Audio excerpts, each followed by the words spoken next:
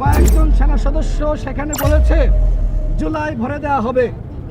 অর্থাৎ এরা কারা আমরা জানতে চাই। আমরা সন্দেহ করছি এইখানে চিকিৎসা হলে নুরুল হক নূরের নিরাপত্তা বিঘ্নিত হতে পারে এবং তার জীবনের ক্ষেত্রে এক ধরনের ঝুঁকি নেমে আসতে পারে। রাষ্ট্রপতি তিনি নুরুল হক নূরকে কল করে বলেছেন আপনাকে উন্নত চিকিৎসার জন্য দেশের বাইরে নেওয়া হবে। শতাধিক নেতাকর্মীকে নির্মমভাবে পিটিয়ে রক্তাক্ত করেছে সেনাবাহিনী এবং পুলিশ। অধিকার পরিষদের কার্যালয় ভাঙচুর করেছে সেনাবাহিনী। নিজের কাছে এক ধরনের লজ্জা লাগছে যে সেনাবাহিনীর নাম আমার মুখে নেওয়া লাগছে। তাদের বিরুদ্ধে অবশ্যই সেনা আইনে ব্যবস্থা গ্রহণ করতে হবে। নুরুল হক নূরের উপর বর্বর হামলা চালানো হয়েছে। শুধুমাত্র নুরুল হক নূর নয়, আমাদের ছাত্র অধিকার পরিষদের সাধারণ সম্পাদক নাজমুল হাসান থেকে শুরু করে আমাদের দল এবং অঙ্গ সংগঠনের শতাধিক নেতাকর্মীকে নির্মমভাবে পিটিয়ে রক্তাক্ত করেছে সেনাবাহিনী এবং পুলিশ। আমাদের কার্যালয়ের মধ্যে প্রবেশ করে নেতাকর্মীদেরকে রক্তাক্ত করা হয়েছে। গতকাল আপনারা খেয়াল করে থাকবেন এবং অনেক মিডিয়াতে এসেছে কিভাবে গণ অধিকার পরিষদের কার্যালয় ভাঙচুর করেছে সেনাবাহিনী। আমাদের যে সকল নেতাকর্মীরা বাথরুমের মধ্যে অনেকে ভয়ে আতঙ্কে আশ্রয় নিয়েছিল, সেই বাথরুমের দরজা ভেঙে ভেঙে তাদেরকে বের করে রক্তাক্ত করেছে সেনাবাহিনী। আমি খুবই আসলে নিজের কাছে এক ধরনের লজ্জা লাগছে যে সেনাবাহিনীর নাম আমার মুখে নেওয়া লাগছে। যে প্রতিষ্ঠান আমাদের গর্বের প্রতিষ্ঠান, গণ অভ্যুত্থানে যে প্রতিষ্ঠানের ভূমিকা আছে, সেই প্রতিষ্ঠানের কতিপয় ব্যক্তিকে রক্ষা করার জন্য আজকে পুরো বাহিনীকে কলুষিত করা হচ্ছে। আমরা সেনাপ্রধানের কাছে আহ্বান জানিয়েছি, আপনি যদি এই ঘটনার দায় না নিতে চান তাহলে এই ঘটনার সাথে সম্পৃক্ত যারা তাদের বিরুদ্ধে অবশ্যই সেনা আইনে ব্যবস্থা গ্রহণ করতে হবে। আমরা 24 ঘন্টার সময় দিয়েছিলাম, কিন্তু এর মধ্যেও সেনাপ্রধান তার অবস্থান স্পষ্ট করেননি। কেন তিনি তার অবস্থান স্পষ্ট করছেন না সেটি আমাদের কাছে অত্যন্ত উদ্বেগের, যে এই ঘটনা আসলে তিনি জানতেন কিনা। আমরা সেনাপ্রধানকে আবারও বলতে চাই, আপনি অনতিবিলম্বে আমাদের উপর যে হামলা হয়েছে, এই হামলায় আপনার অবস্থান স্পষ্ট করুন। প্রিয় সাংবাদিক ভাইয়েরা, আপনারা জানেন নুরুল হক নূর এখনো পর্যন্ত ঢাকা মেডিকেলের আইসিইউতে কাতরাচ্ছে। গতকাল রাতে আমি তার সাথে দেখা করেছি এবং আমি তার সাথে কথা বলার চেষ্টা করেছি।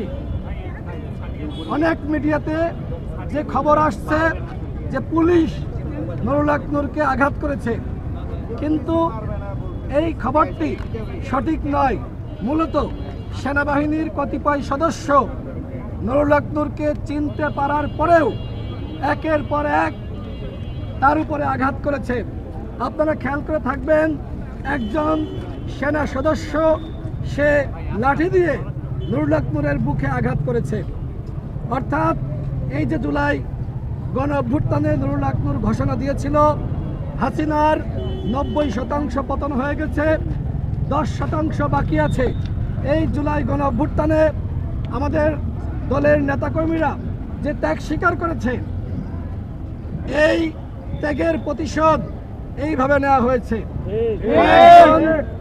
কয়েকজন সেনা সদস্য সেখানে বলেছে জুলাই ভরে দেওয়া হবে। অর্থাৎ এরা কারা আমরা জানতে চাই।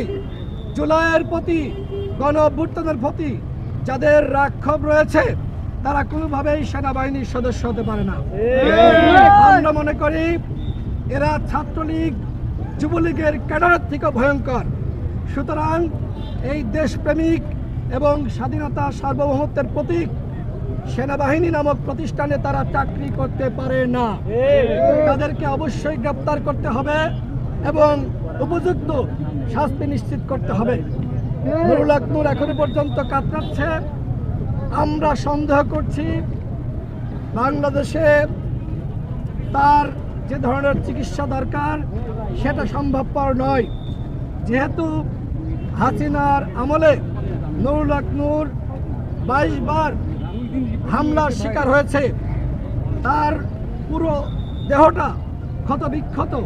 সুতরাং এই মুহূর্তে তার উন্নত চিকিৎসার জন্য আমরা মনে করি সিঙ্গাপুর অথবা ইউকেতে নিতে হবে। এবং গতকাল সরকারের পক্ষ থেকে ঘোষণা দেওয়া হয়েছে নুরুল হক নূরকে উন্নত চিকিৎসার জন্য দেশের বাইরে নেওয়া হবে। আজকেও রাষ্ট্রপতি তিনি নুরুল হক নূরকে কল করে বলেছেন আপনাকে উন্নত চিকিৎসার জন্য দেশের বাইরে নেওয়া হবে। আমরা মনে করছি বাংলাদেশে যে সকল চিকিৎসকরা রয়েছে তারা অবশ্যই দক্ষ, তারা অবশ্যই উন্নত মানের চিকিৎসা দিতে পারে, কিন্তু নানান ধরনের প্রশাসনিক জটিলতা রয়েছে। আমরা সন্দেহ করছি এইখানে চিকিৎসা হলে নুরুল হক নূরের নিরাপত্তা বিঘ্নিত হতে পারে এবং তার জীবনের ক্ষেত্রে এক ধরনের ঝুঁকি নেমে আসতে পারে।